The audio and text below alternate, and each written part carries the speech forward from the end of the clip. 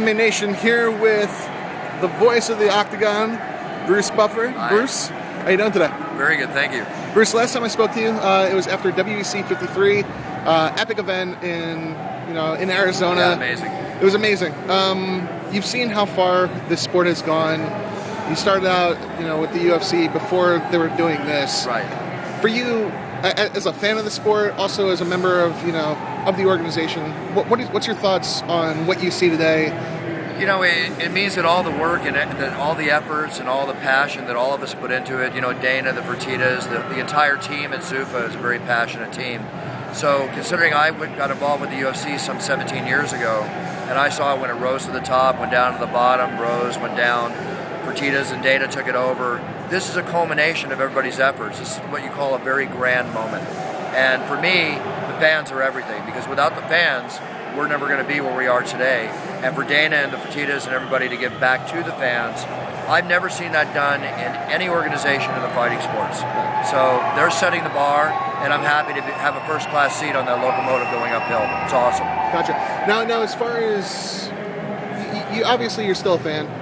Because, number one. Absolutely. Because it's hard to wake up every single day and say, you know what, I want to do this if you don't have at least some passion. Are there specific moments where you go, hey, you know what? I don't know if I can really, I'm exhausted. I've been traveling, all month for these events. Does it wear on you at all? Well, it has its moments. I can honestly say it probably wears on people from time to time, but it doesn't wear on me because this is what I signed up to do. Right. So when I hear there's going to be potentially 35 shows next year versus 27 this year, that's what I signed up to do. Right. And the exhaustion is just part of the deal if it happens, but when I step in that octagon, there is no exhaustion. I mean, my passion takes over. You can't announce the way I announce if you're not into it. If I'm ever not into it, then I will consider retiring at that point, and that's the point I should. But it just keeps getting more so. So bring it on. Make it 40. I'm here. Yeah.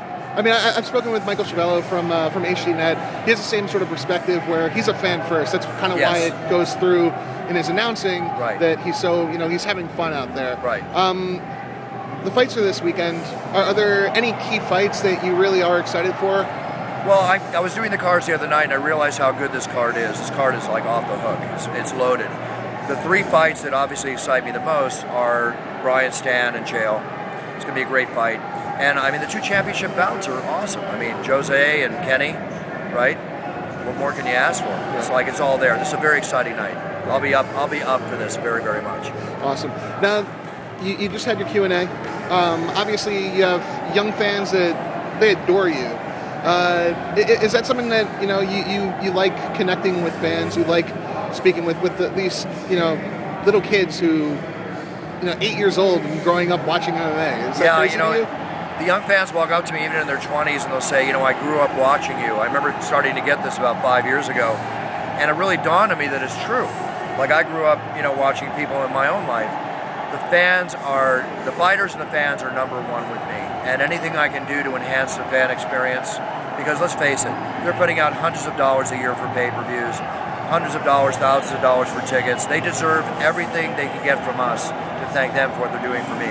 I would not be here, I'll say it again, I would not be here right now if it wasn't for the fans. But when I see those little kids come up, I mean, I'll get a tear in my eye. My heart is just like so filled with joy, because that's an honor. That's the height of honor for what I do. It's not about money all the time. I'll always cash the paycheck, but I'm not in this for the money. Right. I'm in this because I love it. Awesome. And then just a couple more questions. There was a story, I believe, in Loretta Hunt's book about if Michael didn't get picked up by the WCW, he was in talks to sign with the UFC to be the announcer. That's wrong. That is wrong? Yeah. Michael already had. I'm Michael's manager. Right. I've directed his career for over 20 years. Right. Loretta wrote that in her book, which I didn't catch. I believe it was in her book. It might not have been her book. It might have been someone else's book. But, listen, I like Loretta. She's great at what she does. I'm not saying anything bad about her. But the actual story in a nutshell is that I had a contract for Michael, a very lucrative contract already. Right. And he was doing Monday Night Nitros and pay-per-views. Right. Then I arranged for him to be in the UFC, and I signed a three appearance deal for him. Gotcha. So because of the way they had him announce, if it's not in the octagon, it's not real, that created an issue with the UFC, or rather the WCW, but also just the UFC was an issue for the WCW. Right. So we had to make a decision, UFC, WCW, well, financially and brand awareness and everything else I was building, the WCW is where he should have been. Gotcha. But he couldn't have continued over time to do the UFCs because it would interfere with so much more than he's Gotcha. doing. I guess one last question. There are a lot of people, fans and media, who feel that the lighter weight classes, they'll just never catch on. I'm a fan of the WEC. I came over from the WEC.